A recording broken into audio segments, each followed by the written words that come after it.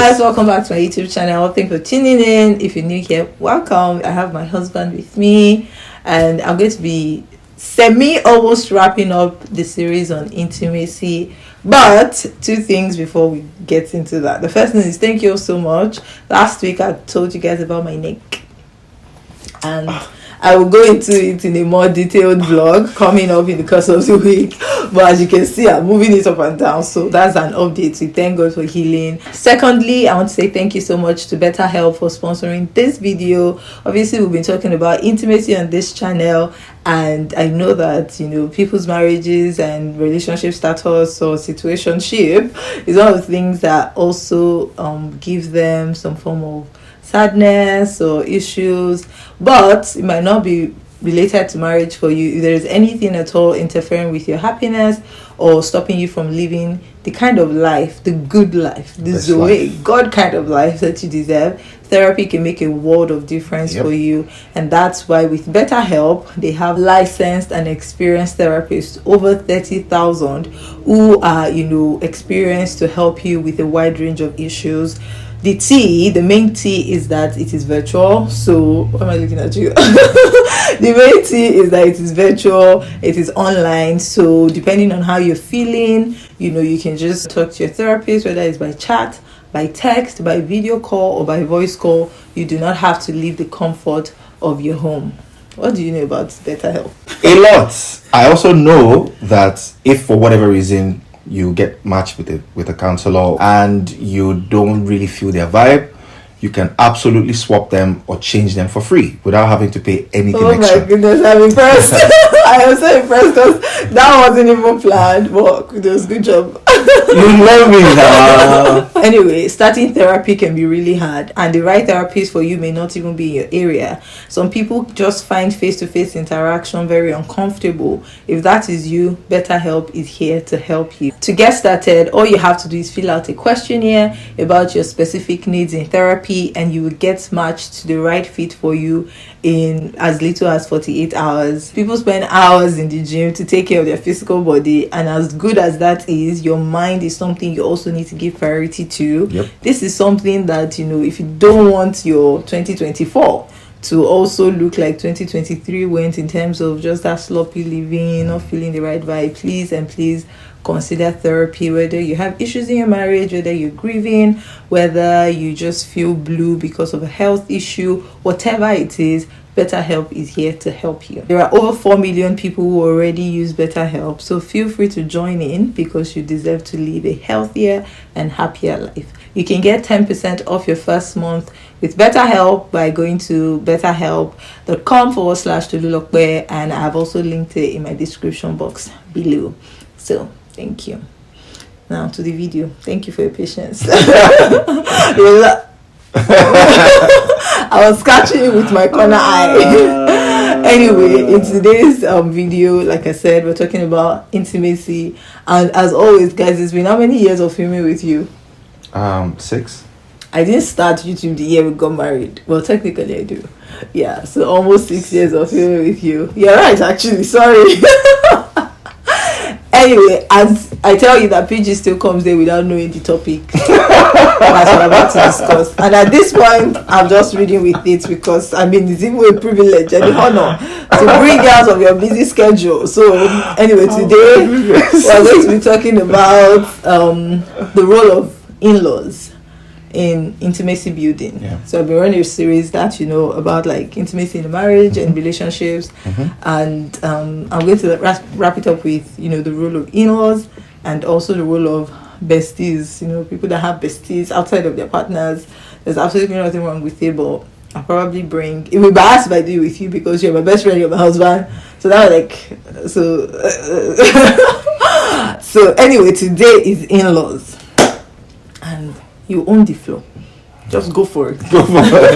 Yeah, I'll quickly say, if you haven't caught up on the previous episodes, please, I call it episodes because it's a series. Please go do that. A lot of wisdom has been dropped, so far, and we celebrate you. Thank you. For shaking this table. Yes. And for talking about these things because, people definitely are going through, right? We talk to people every day. So yeah, the role of intimacy. The role of in-laws, in regards to intimacy, right?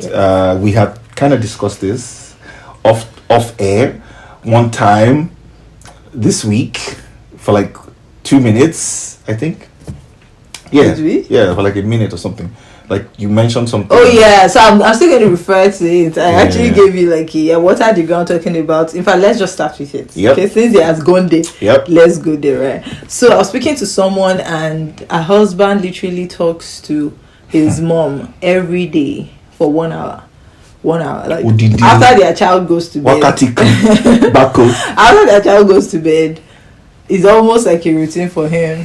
Picks up the phone and talk to his mom for 1 hour every single day. And this was her dilemma when she reached out to me. Obviously, between is his mom, you know, they deserve their quality time. But right after that call, it's not like he's come spend time with me. Like sometimes Just moves he on. sleeps off on that call and that's it for the night. So in that case, with that guy now, he talks to his mom 1 hour every day. I'm sorry, I'm laughing, but I think that one for me, actually, I've spoken to a lot of people, and that one is probably on the scale of it's pretty extreme, right? But there are a lot more that are like on that spectrum. I will just quickly start with Genesis 2:24. Very, very wonderful scripture that I love to quote a lot for this reason. A man shall leave his father and his mother. Don't beat yourself up. Leave his father and his mother and Cleave. I said cling. It's the same It's thing. the same thing. Attach. He shall attach to his wife. Stop. And the Bible says the two And become one the flesh. two become one flesh. There has to be attachment. Yep. That's the foundation for me of intimacy. Babe. Attachment. I'm sorry. I don't think this guy will ever change. I just had to The mannerisms. I just had to really go there because if there is no attachment, my brother and my sister, then we have not started. Yeah. We're not. No leaving, no clinging. You understand? No cleaving. Exactly. You can't be attached to your spouse and be giving off, vibes of you are still attached to where you came from or where you came out from. The person that you understand what I'm trying to say indirectly. So please, we have to keep that in mind. Yes, you've been doing it for years. Oh yes, your mom sacrificed everything for you. Oh yes, you love your mom. you for Oh going yes, she's the best in the world. Oh, nobody can replace her. I hear you, bro. But don't forget, the same way herself and her husband left their families and decided to build their own that produced you. It's the same thing. If you do not, they will say in Yoruba, am I a king in Kotaro? In Kotaro, Koba and Kotaro, je. What I'm just trying to say is, don't allow what is now technically in the past spoil the future because you're unwilling to make certain changes. Don't forget, these things are very important. If you are giving off that vibe to your wife, you're already setting the precedence for trouble in the future because you are telling your wife, and now you're telling your wife directly, I'm not even saying directly, you're telling your wife directly that she's not as important to you as your mom. And I know that this topic is sensitive. People go here and there and say, oh, my mom did this. I just met my wife 2 years ago. La la la la la. But there's even one I just saw. My children are the only people related to me by blood. my goodness. My wife is related to me by marriage. My goodness. I don't know. I honestly, in this kingdom, The devil is working overtime. he's really trying, I must say, but he has failed. In this kingdom, we play by certain rules in this kingdom, right? And the rule, as explicitly stated in Genesis 2:24, therefore shall a man leave his father and his mother and cleave to his wife, and the two shall become one flesh. Yeah, thank So, you. yes, like I said, it's sentimental. There are things that have happened, but leave all of that. If we're going by the rules of the kingdom, you and your wife are one flesh. There is no difference. There's no separating. There is nothing, right? And if talking to your mother for 1 hour is the sacrifice you have to make to ensure that cleaving is secured. I'll get to cleavage. My brother, where you should start to, because like I said, you don't want to be using your own hand to scatter the beautiful thing that God has blessed you with. Yeah, that's profound. And as you're talking, I had so many other things running in my head. I see if I remember. Holy Spirit remind me. But obviously, like you said, this guy's case is extreme. But there are also people who maybe yours might not be talking to your mom, and I'm talking to women as well. maybe yours might not be talking to your parents or your siblings over how much you're communicating with your wife in front of you, your partner in front of you. For some men, they buy their moms a car when they've not bought their wives a car. There's also a whole conversation around that. And as much as obviously that one takes, do you need a car in this season? Do you get? Are we doing it as a family as one? Exactly. And presenting it to my mom. It's not like, oh, I have to have a car before your mom. No, like, because if you work from home really and you don't have the need, it's a different ball game. If your wife actually treks to pick up your child from school, she's in need of a car, you know it, you now say no, it's your mother, you now buy that one. Is obviously you have not left, you are not living.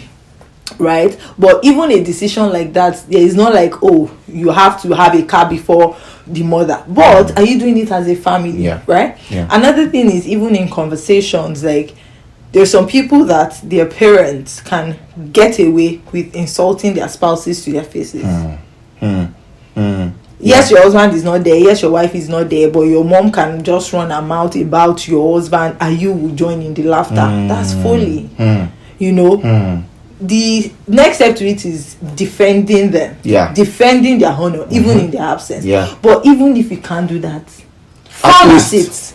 Keep short and frown at it. Do you understand? Let them know that I am not okay with it. Let's say, oh, maybe you're not able to confidently hold that kind of boundary with your parents where you talk back and say, no, don't talk about him like that, don't talk about her like that. But at least, are you now foolish enough to join in the laughter? Because honestly, you're insulting yourself as well. The two have become one. And all of these things seem like a no-brainer sometimes, but if these things are in place, then intimacy will not happen.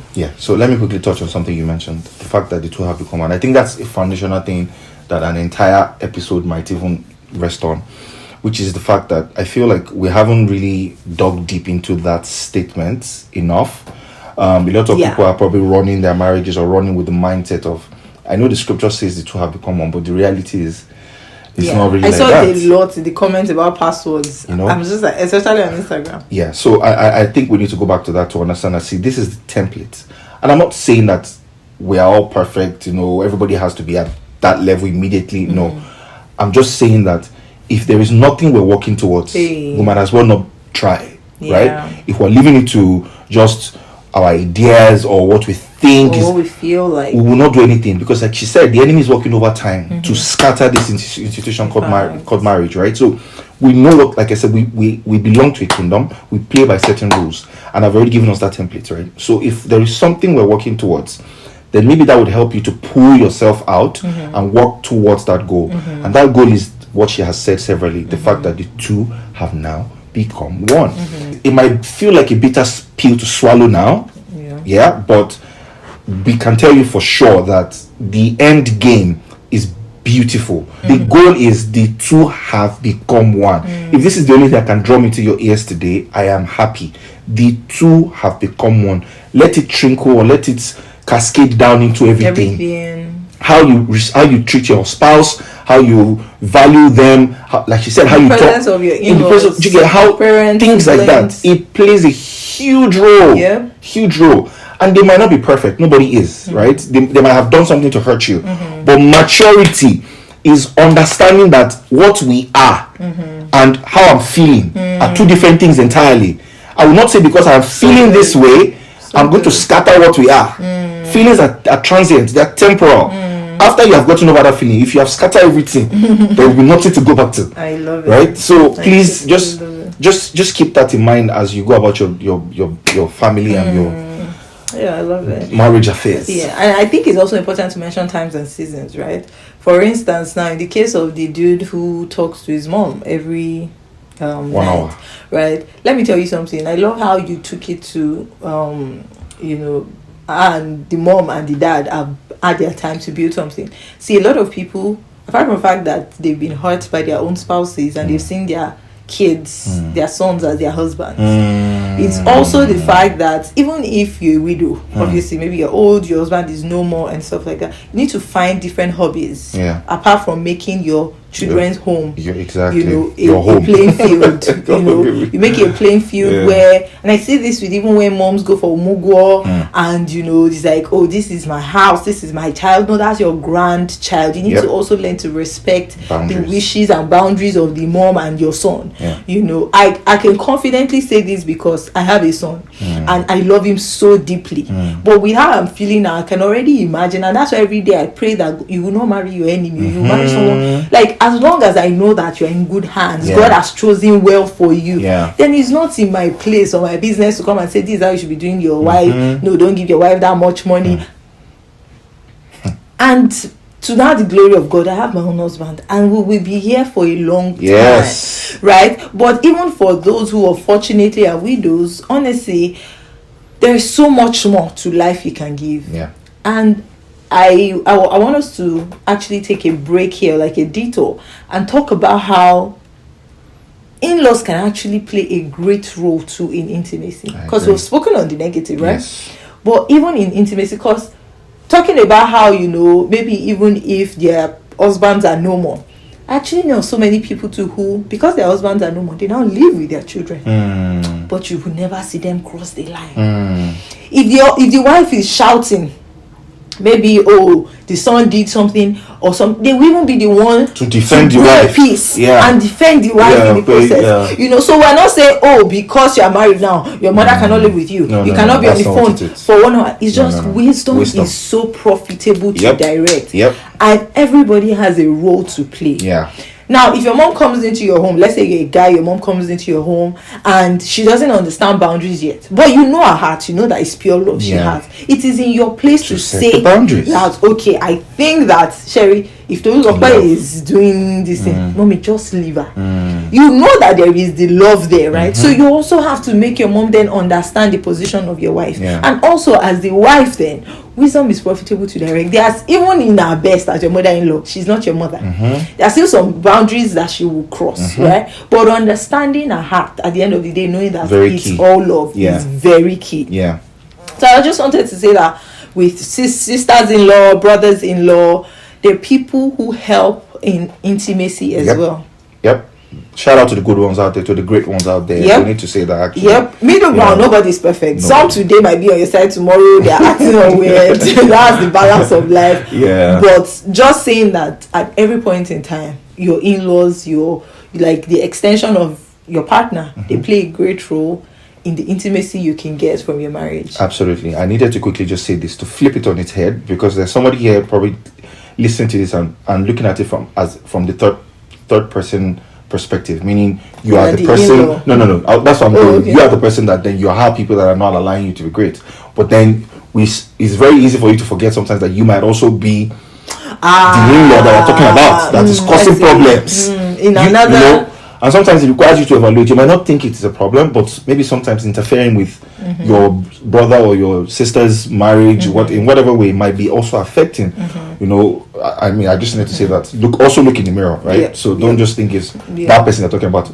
It might be, if it be you. And I know, trust me, I know analysis of people is very important, but like fundamentally, for instance, if maybe your brother has a wife that you know that this one is easy going, this one does not bother me, if you now start throwing nuances like she's a problem, you're triggering the person to now become defensive, and that's why, you know, at every point in time, that look before you leap is so valid, even in the marriage, you know, for everybody involved, right? To drive it home, like we always do. There was a recent thing that happened. Do you want to talk about Good that you brought that up. So something happened. There was a conversation with my mom and my wife. So my mom reached out to me. I was like, oh, that she noticed this and that. And then my response was, well, you know, it's in my mind. I was like, it's probably out of respect that she did that. But then, I mean, which is supposed to be a good thing. That was not what you said. You first said, I don't know why she.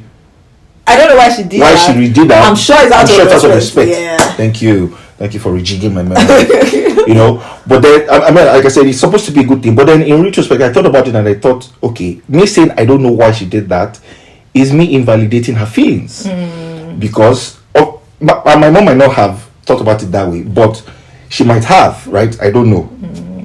But that's not even the point. The point is me starting off by saying that, oh, I don't know why my wife did that, is literally me saying that I don't have her back, sort of, because like I said, it's me invalidating how she felt. Because when I then went back and had a conversation with her, I was then able to understand her perspective properly. At the time I said this, I hadn't.